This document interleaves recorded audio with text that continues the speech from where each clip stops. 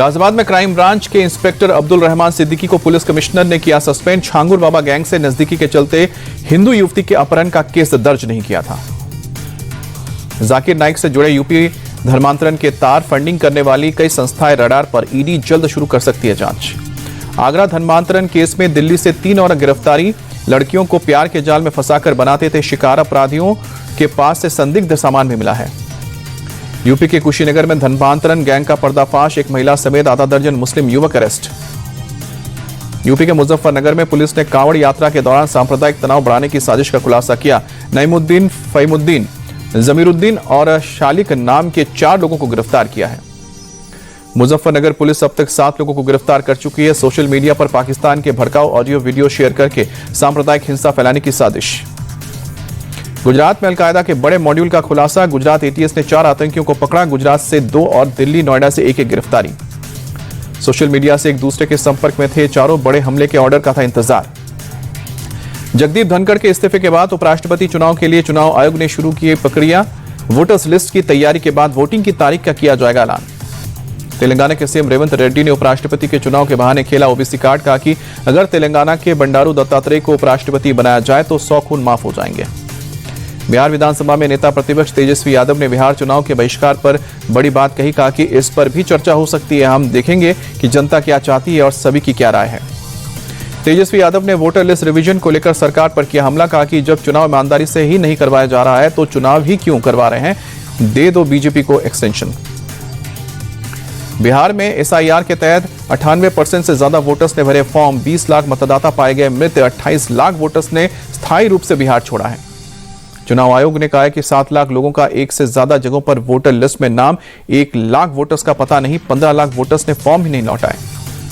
जमीयत उलेमा हिंद अध्यक्ष मौलाना महमूद मदनी ने विपक्ष के सांसदों को 5 स्टार होटल में दी डिनर पार्टी। सपा और कांग्रेस सहित कई विपक्षी दलों के सांसदों के साथ वक्फ कानून पर की चर्चा।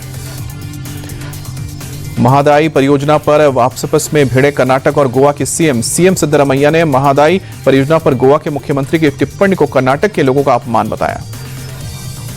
महादाई नदी परियोजना को लेकर गोवा के सीएम ने लड़ाई जारी रखने की बात कही। सीएम सावंत बोले, गोवा में आने वाली महादाई नदी का पानी स्वतंत्र रूप से बहना चाहिए। महाराष्ट्र सरकार ने नई आवास नीति 2025 को मंजूरी दी। 2030 तक सभी को किफायती घर देने का लक्ष्य। महाराष्ट्र के डिप्टी सीएम एकनाथ शिंदे को बड़ा झटका। सरकार ने शहरी विकास मंत्रालय पर लगाया अंकुश। बिना सीएम की इजाजत के कोई फंड मंजूर नहीं होगा।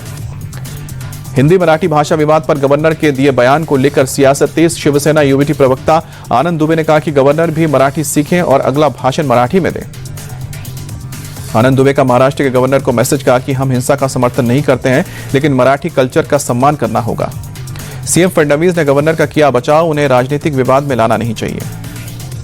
राज्यपाल के समर्थन में महाराष्ट्र कांग्रेस का बयान। कहा कि मुंबई में लोग रोजी रोटी कमाने आते हैं, ना कि मराठी सीखने। गवर्नर ने कहा मारपीट करेंगे तो राज्य में निवेश कैसे आएगा। कैश कांड में जस्टिस यशवंत वर्मा की याचिका पर सुप्रीम कोर्ट सुनवाई के लिए तैयार। सीजेआई बोले, मेरे लिए सुनवाई करना उचित नहीं है, स्पेशल बेंच का गठन होगा। पुलिस ने भीड़ को नेशनल हाईवे से हटाने के लिए किया लाठीचार्ज। मोहम्मद गुलाब के शव को पोस्टमार्टम के लिए भेजा गया। मौके से गोली का एक खोखा भी बरामद। मोहम्मद गुलाब के परिवार वालों ने 4 लोगों पर लगाया हत्या का आरोप। पुलिस आरोपियों की शिनाख्त के लिए आसपास के सीसीटीवी फुटेज को खंगाल रही है। दिल्ली और आसपास के इलाके में भारी बारिश के बाद यमुना नदी का जलस्तर बढ़ा। खतरे के निशान के करीब। अलर्ट पर है प्रशासन। लोहा पुल के पास यमुना का जलस्तर काफी बढ़ा। हरियाणा के हथनीकुंड बैराज से छोड़ा गया है 54,000 क्यूसेक पानी। हरियाली अमावस्या के अवसर पर प्रयागराज में उमड़ा श्रद्धालुओं का सैलाब। संगम तट पर आस्था की डुबकी लगाकर पूजा अर्चना की। उज्जैन के महाकाल मंदिर में विशेष भस्म आरती। बड़ी संख्या में श्रद्धालु शामिल हुए। भक्तों ने लगाया जय श्री महाकाल के नारे। ब्रिटेन के 2 दिवसीय दौरे पर लंदन पहुंचे पीएम मोदी। एयरपोर्ट पर हुआ प्रधानमंत्री का स्वागत। ल्यूटन में होटल के बाहर तिरंगा और पोस्टर्स के साथ उमड़ा भारतीय समुदाय। पीएम मोदी का होटल पहुंचने पर किया जोरदार स्वागत। पीएम मोदी की आज पीएम कियर स्टारमर के साथ होगी मुलाकात। दोनों देशों के बीच ऐतिहासिक मुक्त व्यापार समझौते पर होंगे दस्तखत। ब्रिटिश पीएम कियर स्टारमर ने मुक्त व्यापार समझौते को बताया नौकरी और विकास के लिए बड़ी जीत। कहा कि टैरिफ में कटौती से कपड़े, जूते और खाद्य उत्पाद सस्ते हो जाएंगे। पीएम स्टारमर ने कहा कि मुक्त व्यापार समझौते से भारतीय कंपनियां ब्रिटेन में विस्तार करेंगी और ब्रिटिश कंपनियां भारत में व्यापार के नए अवसर हासिल कर सकेंगी। रूस और यूक्रेन के बीच किसी समझौते से पहले पुतिन और जेलेंस्की की आमने सामने बैठक संभव नहीं। इस्तांबुल में रूसी डेलीगेशन के प्रमुख व्लादिमीर मेडिंस्की का ऐलान।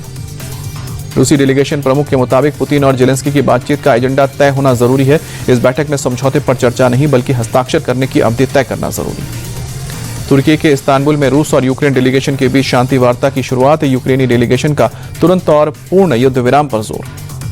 भारत और इंग्लैंड के बीच मैनचेस्टर टेस्ट का आज दूसरा दिन। पहले दिन भारत ने 4 विकेट खोकर 264 रन बनाए हैं। रविंद्र जडेजा और शार्दुल ठाकुर 19 रन बनाकर क्रीज पर मौजूद।